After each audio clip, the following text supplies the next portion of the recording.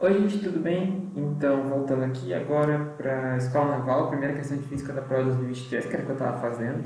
Vocês estão vendo a questão aí? Só que antes de começar, novamente, pedir aquela coisinha básica que é curtir, comentar, compartilhar, porque eu estou voltando, eu preciso de engajamento. E também, na descrição, eu deixo um e-mail para quem quiser aula particular. Estou precisando no momento de uma renda, né? Então, se quem tiver interesse, por favor, manda e-mail, tá? E sem mais delongas, vamos para a questão 1, que vocês estão vendo aí, que é uma questão de mecânica, que envolve um pouco de força e um pouco de cinemática. Ele te dá um bloquinho e uma corda, com uma tensão, e ele pede o seguinte: ele diz que a figura mostra uma caixa de comprimento L sendo arrastada num espaço confinado de largura D, por meio de um cabo, na horizontal, cuja tensão tem módulo igual a P. A caixa possui uma massa M e o coeficiente de atrito cinético entre a caixa e o solo é igual a μc. Então a gente tem um atrito de μc. Ele quer a alternativa que corresponde ao intervalo de tempo ΔT que o cabo tem que atuar, contando a partir do instante em que parte do repouso, para que ele percorra uma distância ΔS igual a D menos L, que seria a distância para...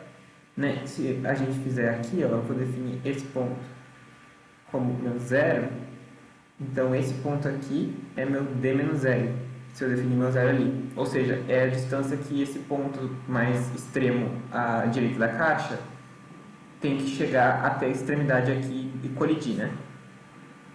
Só que ele quer que chegue nesse ponto sem colidir para não causar dano. Então ele quer que nesse ponto aqui a velocidade seja nula. Isso é uma condição que ele pediu. No início a velocidade é nula também, né? Então em zero ela é nula também. E aí ele quer o intervalo da t. Como a gente vai resolver? Bora para a questão. Bem, a ideia aqui é a seguinte: a gente vai usar um pouquinho de conceito de trabalho e energia primeiro. Por quê? Eu preciso saber, para saber quanto tempo a força T vai atuar, eu preciso saber qual é a distância que a caixa percorreu com a força T atuando. Porque aí, se eu tiver essa distância, eu consigo a aceleração e eu tiro o tempo. Basicamente, o que vai acontecer se eu fosse representar num gráfico aqui, né?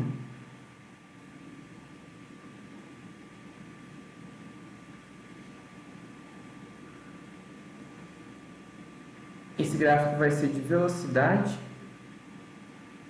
ou pela minha distância, ok? Eu vou botar aqui meu x. Basicamente, eu vou começar com velocidade nula. Vai ter um instantezinho que eu vou chamar de Dzinho, que vai ser um instante crítico, que vai ser onde a força T para de atuar. Então a velocidade vai começar a crescer linearmente, porque é um meio v, né? Chegou nesse instante, eu largo a corda. A partir daí, o que vai atuar vai ser simplesmente a força de atrito que tem atuando na caixa. Por inércia, como ele está naquela velocidade, ele continua naquela velocidade quando eu solto a corda T, só que o atrito vai atuar. Então o atrito vai começar a fazer com que a minha caixa diminua de velocidade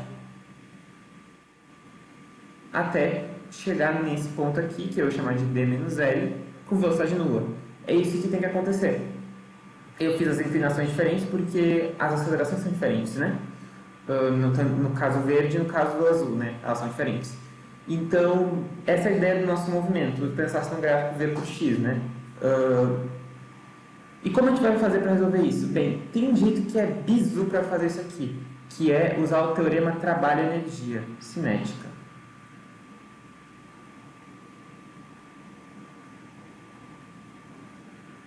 Por quê? Porque tanto no início quanto no fim do movimento, eu sei a minha velocidade, então eu sei a minha energia cinética.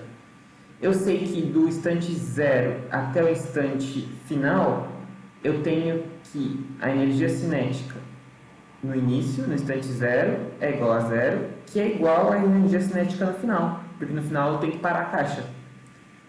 Ou seja, disso aqui eu concluo que a minha variação de energia cinética em todo o trecho é nula. Isso é importante porque se a variação de energia cinética é nula, o teorema de trabalho e energia ele me diz que o trabalho de todas as forças que atuam no sistema é igual à variação da energia cinética. Como a variação da energia cinética é nula, isso quer dizer que o trabalho total atuado no sistema é nulo. E quem são as forças que realizam trabalho no meu sistema? Tem duas apenas. Eu tenho o trabalho da tensão e o trabalho do atrito. Isso tem que ser nulo. O trabalho da tensão, como ela é uma força constante, né? A gente pode desenhar nosso bloquinho aqui.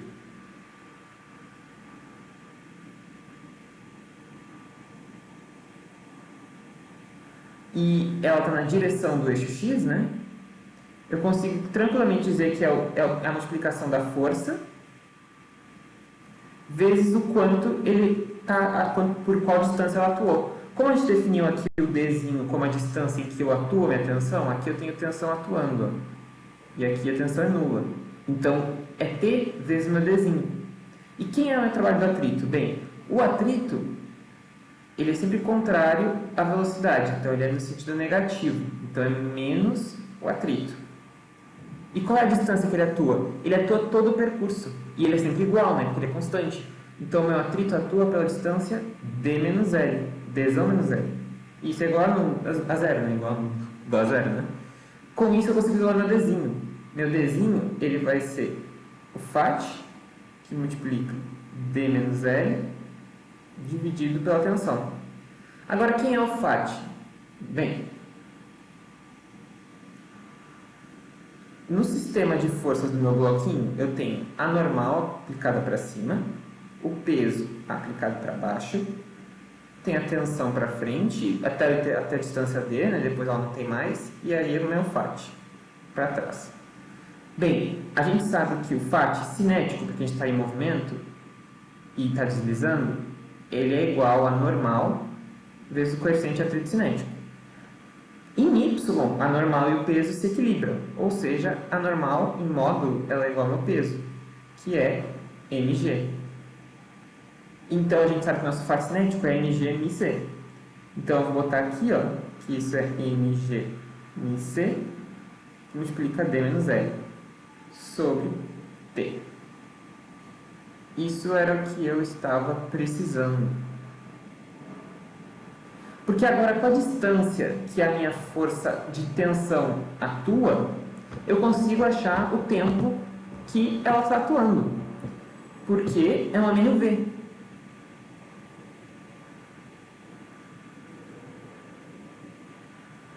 Daqui desse sistema de bloquinho que a gente tem aqui, a gente sabe que a nossa força resultante, que é quando a tensão está atuando, ela é a tensão menos a Fat, a força resultante em x, né? E do segunda lei de Newton, a gente sabe que isso é massa vezes a minha aceleração em x. Que isso tem aceleração em x, né? Então, eu tiro que a minha aceleração em x, ela vai ser a tensão menos a Fat, que eu já vi que é mg/mc, sobre m. Pronto. E ela é constante, porque a minha tensão é constante. Então, eu tenho MRV, como eu escrevi ali. Com a MRV, a gente consegue achar o tempo que ela está atuando. Porque da equação do MRV para a posição, a gente tem que, do MRV, a gente tem que a posição é igual à posição inicial, mais a velocidade inicial vezes o tempo, mais a aceleração, tempo ao quadrado sobre 2. A posição inicial a gente definiu como nulo, né? Aqui, ó, a gente partiu do zero, a gente está nesse ponto aqui. A velocidade inicial, ele me disse que ela parte do repouso, está no texto, né? Então, isso aqui é zero. Aqui no texto, aqui, ó, partindo do repouso. E a aceleração eu acabei de achar. Então, eu fico aqui o meu S, que é a posição final, que a gente definiu aqui como o nosso Dzinho, ó. A gente fica aqui, nosso Dzinho é igual a minha aceleração x vezes meu ΔT ao quadrado sobre 2. Então, meu ΔT isolando, ele vai ser a raiz de 2D sobre o AX. Agora é só fazer. A gente tem o D, a gente tem o AX. ΔT vai ser, então, a raiz de 2. O D, como está no numerador, ele não tem a mesma ordem, né? Porque é uma fração. Então, é mg/mc, D menos L, sobre T. A gente está dividindo pelo AX, então a gente inverte aquele, né? Então, vai ficar M dividido, multiplica pelo inverso, né? T menos mg em C.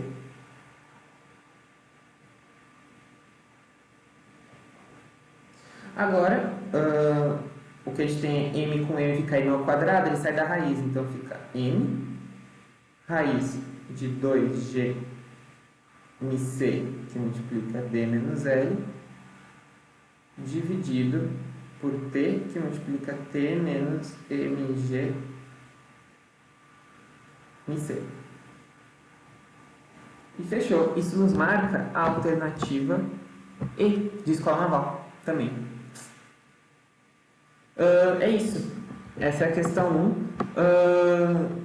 Tem um outro jeito que eu sempre deixo indicado, que é interessante, quando tu não consegue resolver, que tu acha que o problema é muito difícil, etc., tu pode fazer? Pode fazer análise dimensional do nosso problema. Isso ajuda, às vezes, a descartar alternativas. Nesse caso, eu quero que o meu ΔT seja tempo. Então, se eu fizer análise dimensional das alternativas, ela tem que ser de tempo. Se tu faz a análise dimensional dessa alternativa aqui, tu vai encontrar que ela é segundo ao quadrado. Falta a raiz, né? Então, não é tempo. A análise dimensional dessa segunda alternativa, essa dá tempo. Essa dá segundo ao quadrado também, então tá fora. Essa dá... E essa daqui vai me dar... Não vai dar segundo, né? Porque aqui eu tenho se eu botasse para dentro, eu ia ficar com quilograma ao quadrado, segundo ao quadrado. Não vai dar. E essa aqui dá segundo. Então, com isso, eu ficaria entre a B e a E. Se eu não soubesse o que fazer, eu podia fazer análise dimensional das alternativas. É uma opção.